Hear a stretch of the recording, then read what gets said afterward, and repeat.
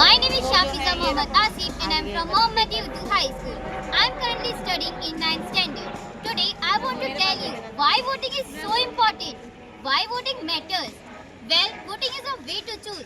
When we vote, we will help pick a leader who makes important decisions for our country, our schools and our community.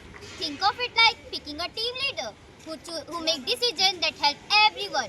Why should you vote? Well, it's your chance to say what you want to. It's like giving your opinion in a big, important way. When you vote, you say, I care about my future and I want good things for everyone. Imagine all the things you care about, like better parks, safe roads, and good schools.